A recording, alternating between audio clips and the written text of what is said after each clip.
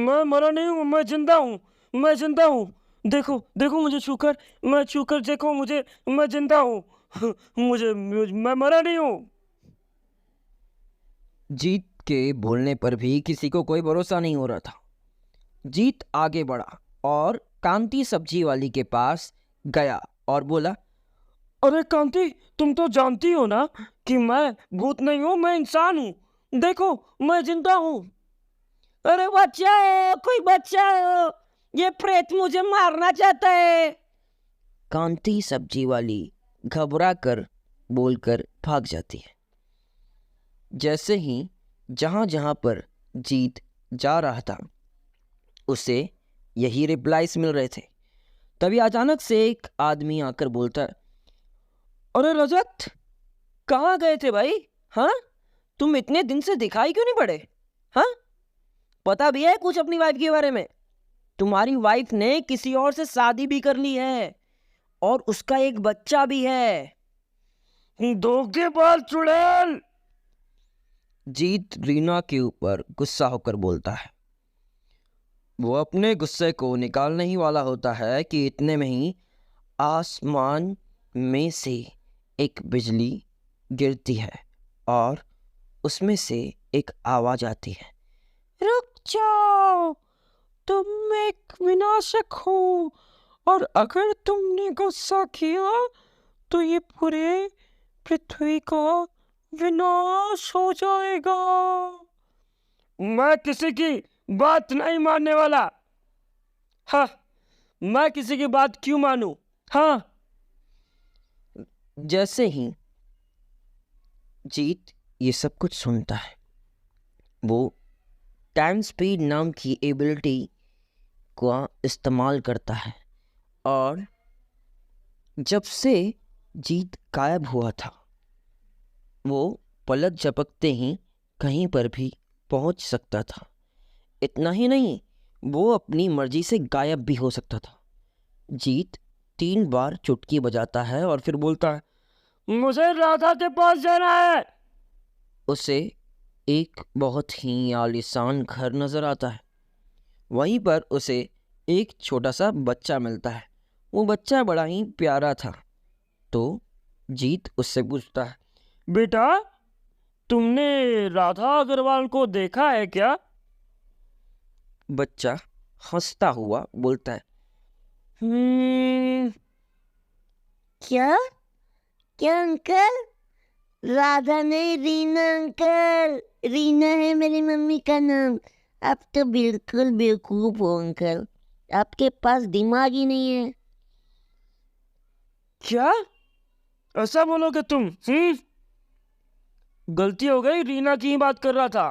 क्या रीना तुम्हारी मम्मी है? हाँ, और तुम कैसे आए भाई? हाँ, मैं तुम्हारा पापा होता।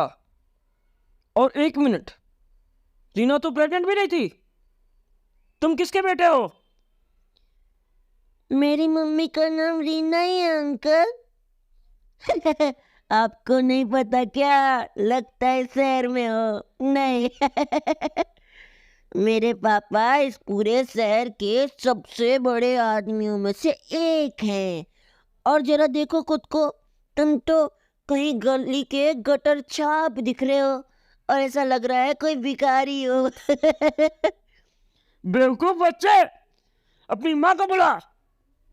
रजत जैसे ही जीत की आवाज हर जगह गूंज रही थी, जैसे ही रीना उधर आती है वो जीत की आंखों में देखती है और उसकी आंखों में उसे गुस्सा साफ नजर आता है और रीना बोलती, जीत, तुम जिंदा हो? मुझे लगा तुम मर गए। तुम जानते हो कि मैंने बदकिस्मती से तुम्हारे गैर हाजिरी में दूसरी शादी भी कर ली। तुमने आने में बहुत देर कर ली। और तुमने मुझे धोखा देना शुरू कर दिया। इतने में ही जीत को बड़ा ही तेज गुस्सा आ रहा था। और ये बच्चा कहाँ से आया?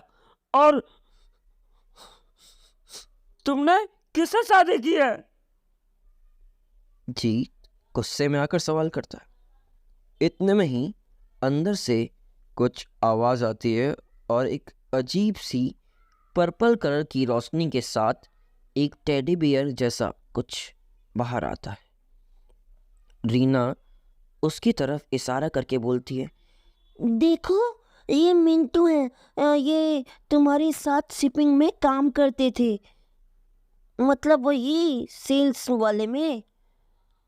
क्या मिंटू? लेकिन मैं तो किसी मिंटू को नहीं जानता। जीत चौंक कर बोलता है। देखते ही देखते वो मिंटू पूरी तरह से टेडी बियर में बदल सा जाता है, जिसके मुंह पर खून की रेखारियां थी। ऐसा लग रहा था कि वो किसी का खून पी कर आया है। उसके शरीर नहीं, वो सच में किसी टेडी बियर जैसा ही लग रहा था, जो कि बहुत ही खौफनाक था। जीत को समझ ही नहीं आ रहा था कि मिंटू कोई इंसान है या प्रेत आत्मा। दरअसल जीत के लाइफ में मिंटू नाम का कोई आदमी था ही नहीं। जीत गुस्सा होकर बोलता, कौन मिंटू हो तुम? हाँ, मैं किसी मिंटू को नहीं जानता। मिंटू उसके करीब आता है और बोलता है, याद करो, तुम्हारी वजह से ही मेरी बहन ने आत्महत्या कर ली थी, और उसके बाद घड़ी घड़ी मैं कुट कुट कर जी रहा था। मेरी बहन तुमसे बेइंतहा प्यार कर रही थी, लेकिन तुमने उसको क्या दिया? सिर्फ धोखा। तभी मैंने फैसला किया, जब मेरी बहन ने आत्महत्या कर ली, कि मैं तुम्हें टाइम ट्रैवलिंग के जाल में फंसा दूंगा। भले ही तुम्हारे पास बहुत सारी शक्तियां हैं, लेकिन तुम्हारे पास समय ही नहीं रहेगा तुम्हारे कीमती वक्त को जीने का। जैसे ही वो पर्पल रोशनी के साथ उस टेडी बियर ने यानी मिंटू ने ऐसा कहा, जीत बड़े अच्छे से ही देख पा रहा था, सिर्फ पर्पल रोशनी वाला टेडी बियर ही था वो, उसके अंदर कोई शरीर नहीं था। रीना चौंक सी जाती है और कहती है, क्या ये कोई मिंटू नहीं है? ये एक भूत है? ये एक आत्मा है? जीत उसे कहता है, रीना रीना, ये सच में एक प्रेत है, और तुम जल्दी से मेरे पास आ जाओ। इसके पास 1 मिनट भी रुकी तो तुम्हारे साथ क्या होगा तुम सोच भी नहीं पाओगी। सोच लो। रीना बोलती है, 1 मिनट? अगर ये प्रेत आत्मा है तो ये बच्चा कौन है? वो बच्चा धुएं में बदल जाता है। ये खौफनाक और अजीबोगरीब चीजें रीना के सामने पहली दफा हो रही थी। जी जी, तुम मुझे बचा लो, मेरे साथ धोखा हुआ है। रीना डर कर बोलती है। जीत प्यार से बोलता है, हाँ, मैं तुम्हें जरूर बचाऊंगा, मेरे पास आओ। रीना, मैं तुमसे बहुत ही प्यार करता हूँ। तुम्हें पता है मैं तुम्हें कितना मिस किया करता था। इतने में ही रीना के घर में पूरी तरह से आग लग जाती है, और जो पर्पल रोशनी वाला टेडी बेयर खुद को मिंटू बता रहा था, वो भी जीत और रीना के करीब आने लगता है। जीत के पास समय की पावर थी, वो चुटकी बजाते हुए कहीं पर भी पहुंच सकता था, लेकिन जैसे ही जीत 3 बार चुटकी बजाता है तो फिर कुछ भी नहीं होता। जीत को वो पर्पल रोशनी यानी मिंटू, जो कि एक टेडी बियर था, वो कहता है, अरे वाह जीत प्यारे, तुझे क्या लगा तुम्हारे किए पाप की सजा तुम्हें कुछ नहीं मिलेगी? हाँ, यूं तो तुम सबका भला करोगे, लेकिन भुला करके कहाँ जाओगे अपने पाप को? तभी इसी को सुनते हुए जीत खौफ खाते हुए बोलता है, मैंने कोई पाप नहीं किया है। तभी इतने में ही मिंटू हंसता है और बोलता है, ठीक है, आओ लड़ो मुझसे। हाँ, तभी जीत बोलता, ठीक है, इस समय मैं तैयार हूं तुमसे लड़ने के लिए। जीत चमकता है और उसके ऊपर तेजी से बिजली आ गिरती है। जैसे ही जीत उस पर्पल रोशनी वाले टेडी बियर यानी मिंटू के करीब आता है, मिंटू एक मंत्र पढ़ता है,